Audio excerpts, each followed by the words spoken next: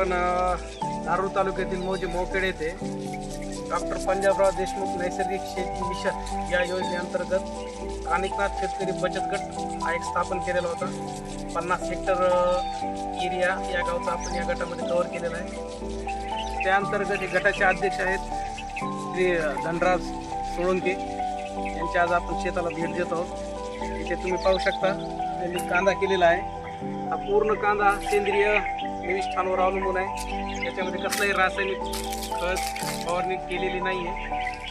आणि हे कसं शेती करताय सेंद्रिय शेती याबद्दल आपण थोडं त्यांना विचारू. त्यांनी काही निविष्ठा तयार केलेला आहे, ते बनवलेलं आहे. तसेच गांडूळ खत पण बनवलं आहे, ते पण पाहूया आपण.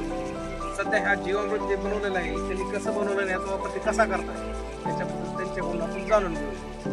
तर थोडीशी माहिती द्या शेतकऱ्यांना. नमस्कार, मी धनराज उत्तमराव सोळंके, राहणार मोखेड तालुका, धारूर जिल्हा, बीड.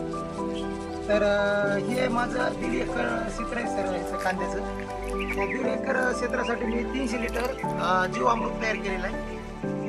तर त्यासाठी मला एक 3 किलो गूळ घेतलेला आहे मी, 15 लिटर गोमित्र, 15 किलो शेण आणि 5 किलो माती. माती कुठली घेतली? माती सर आपली झाडाची तिथली घेतली. वडाच्या झाडाची. वडाचं झाड. हां, वडाच्या झाडाखालची एक माती घेतली 5 किलो. आणि ह्याचं सगळं आपण 280 लिटर पाणी घेतलेले. ते आपण 300 लिटर जीवामृत तयार केलेलं सर कांद्यासाठी. आता तर हे तुम्ही आता की काय ह्या कांद्या पिकाला कितीदा सोडलेलं आहे? सर ह्याच्या आधी एकदा सोडलेले, आता ही दुसरी वेळ आहे म्हणायची आपली. म्हणजे साधारणतः कांदा किती दिवसाचा? कांदा सर आपल्याला हे 30 दिवसाचा झालेला आहे. 15 दिवसाला साधारण सोडता येतो. हो. फवारणी वगैरे कशी केली? फवारणी सर पहिली एक लिंबोळी अर्घ केली आणि एक दशपर्णी अर्घ केली. तुम्ही तयार केला दशपर्णी? केलं सर. दशपर्णी पण केलेला आहे, आपण ते पण पाहून घेऊया.